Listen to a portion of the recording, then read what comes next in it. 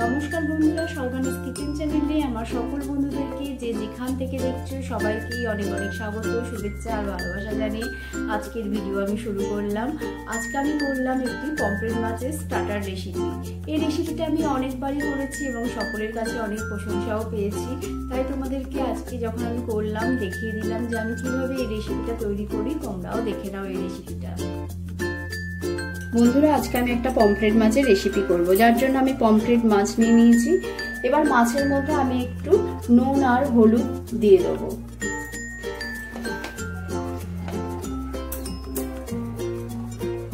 অল্প করে দিলাম একটু হলুদ আর দেব নুন।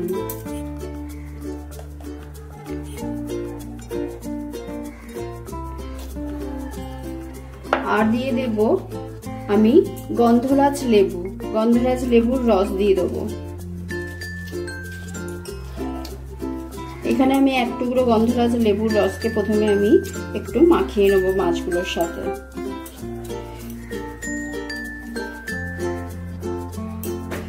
দেখো, এবারে আমি ভালো করে একটু মাছগুলোর সাথে মাখিয়ে নিলাম।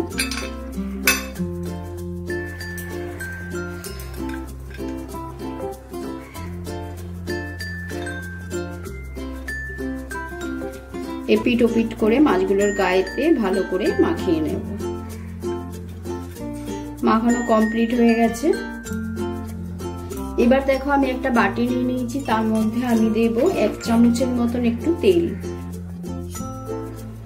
1 চামচেরও কম দিলাম, 1/2 চামচের মতন দিলাম। সাদা তেল নিয়ে নিয়েছি।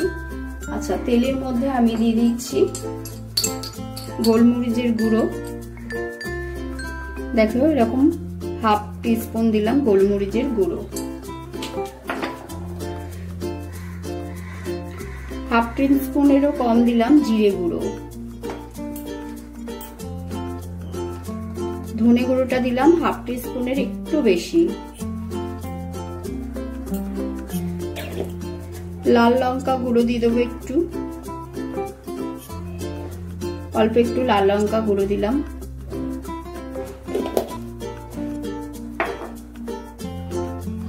এবার দেখো, একটা মিডিয়াম সাইজকে আমি একটু ঘষে নিয়েছি, সেই পেঁয়াজটাকে দিয়ে দিলাম। 1/2 চামচ মতন কাশ্মীরি লঙ্কা গুঁড়ো। 1 চামচ দিয়ে দিচ্ছি রসুন বাটা, আর 1 চামচ দিয়ে দেবো আদা বাটা। আর ওইখানে আমি মাছের মধ্যে অল্প একটু নুন মাখিয়েছিলাম, নুন আর হলুদ। এখানে আর একটুখানি, অল্প একদম একটুখানি আমি দিয়ে দিচ্ছি হলুদ গুঁড়ো, আর অল্প পরিমাণে দেব নুন। একদমই অল্প পরিমাণে নুন দিয়ে দিলাম, কেন আমি নুন দিয়ে আগেই মাখিয়ে নিয়েছি, সেই জন্য অল্প পরিমাণে দিলাম। এবারে আমি মশলাটাকে ভালো করে একটুখানি সবকিছু দিয়ে মিশিয়ে নেব। আর এর মধ্যে আমি আবারও দিয়ে দেবো, দেখো, 1 টুকরো লেবু আমি রেখেছি, সেই লেবুটার একটুখানি উপরে যে সবুজ অংশটা আছে, সেই সবুজ অংশটাকে একটুখানি ঘষে দেব, যাতে গন্ধটা হবে খুব সুন্দর।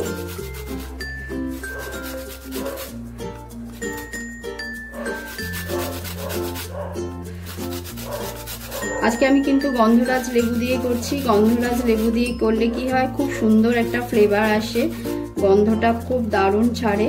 আর পমফ্রেট মাছ তো এমনিতেই খুব ভালো মাছ, অতএব খুবই ভালো লাগে। দেখো, অল্প একটুখানি দিয়ে দিলাম আমি সবুজ অংশটা দিয়ে, এই লেবুটাকেও আমি চিপড়ে দিয়ে দেবো।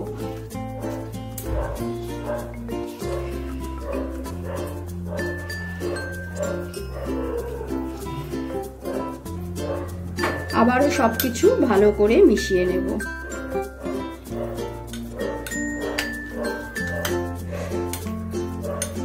সব মেশানো আমার কমপ্লিট হয়ে গেল। আবার মাছের গায়ে আমি ভালো করে এই মশলাগুলোকে একটুখানি মাখিয়ে নেব। মাছের গাগুলোকে আমি একটুখানি চিড়ে চিড়ে দিয়েছি, যাতে মশলাগুলো ভালো করে ঢোকে। এই ম্যারিনেশনটা করে আমি আধ ঘন্টার মতন রেখে দেব, যাতে ভালো করে মশলা টশলা ভেতরে ঢুকে যায়, ফ্লেভারগুলো।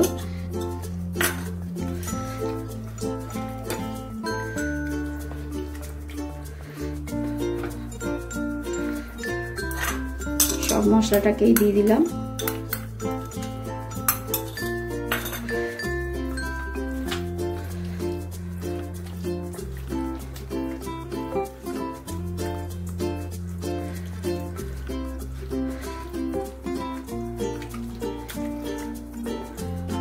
দেখো মশলাগুলো মাখানো আমার কমপ্লিট।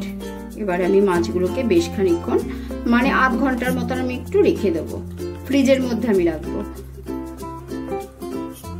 চলো ম্যারিনেশন আধ ঘন্টা হয়ে গেছে। এবারে আমি দেখো মাছগুলোকে একটু তাওয়া ফ্রাই করে নেবো, যার জন্য আমি একটা ফ্রাই প্যান বসিয়ে দিয়েছি আর দিয়ে দিচ্ছি আমি সাদা তেল। তোমরা চাইলে কেউ বাটার দিয়েও করতে পারো কিংবা অলিভ অয়েল দিয়েও করতে পারো। অল্প করে একটুখানি সাদা তেল দিয়ে দিলাম।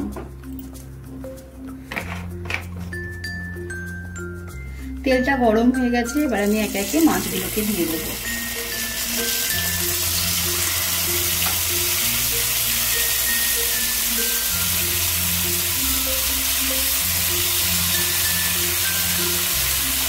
এই যে মশলাগুলো আমি এরকম করে গায়ের সাথে মাখিয়ে নেবো, একটুখানি উপর উপর দিয়ে দেবো।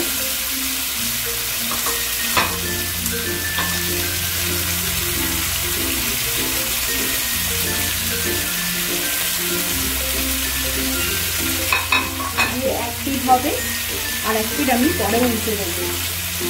গ্যাসের ফ্লেমটাকে কিন্তু মিডিয়ামে দিয়ে রেখেছি।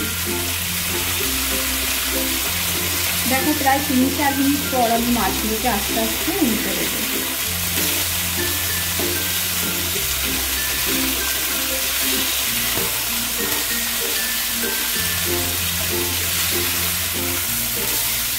এরকম উল্টে পাল্টে ভালো করে মাছগুলোকে ফ্রাই করে নিতে হবে। এই পিঠটা কিন্তু এখনো হয়নি, আবার ওই পিঠটা 3-4 মিনিট পর আবার আমি উল্টে দেবো। আর যে মশলাটা আরেকটু রয়েছে সেটাও আমি একটু পিঠে দিয়ে দেবো।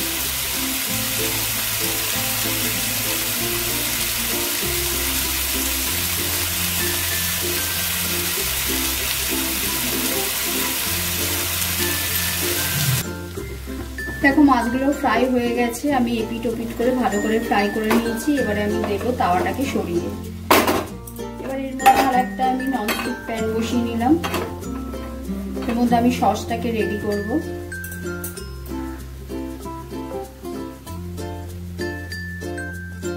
এবার দেখো এর মধ্যে আমি 2 কিউব বাটার দিয়ে দিলাম।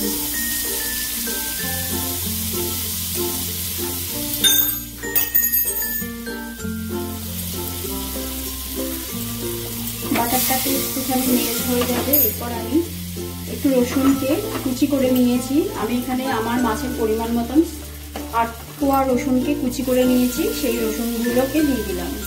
যে যার পরিমাণ মাছ যেরকম সেরকম পরিমাণ দিতে হবে। রসুনটাকে একটুখানি বাটারের মধ্যে ফ্রাই করে নেব। একদম আঁচটাকে কমিয়ে দেবে।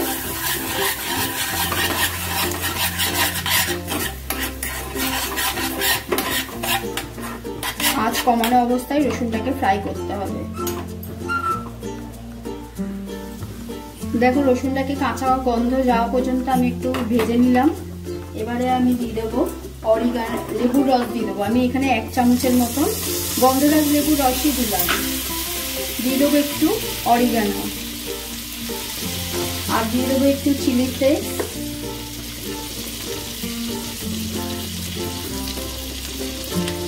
আর একটুখানি নুন।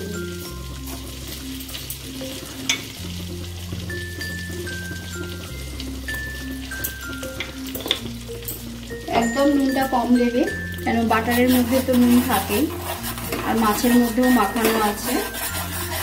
এবারে এটাকে একটুখানি হাই ফ্লেমে নাড়াচাড়া করে নিয়ে মাছের মধ্যে ঢেলে দেব।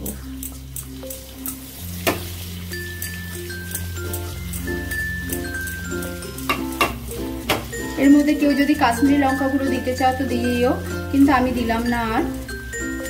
এবার দেখো হয়ে গেছে আমার। এবার আমি তাওয়াটাকে বসিয়ে মাছের মধ্যে এটাকে আমি ঢেলে দেবো।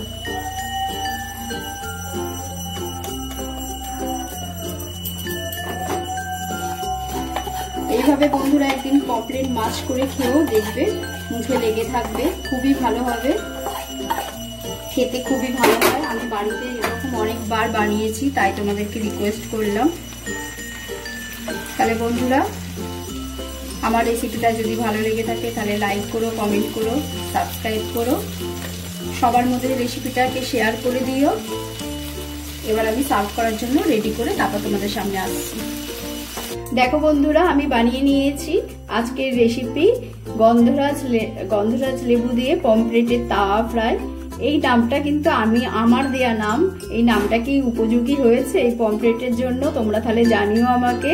তাহলে কেমন হয়েছে তোমরা সেটা অবশ্যই আমাকে কমেন্ট বক্সে জানিও।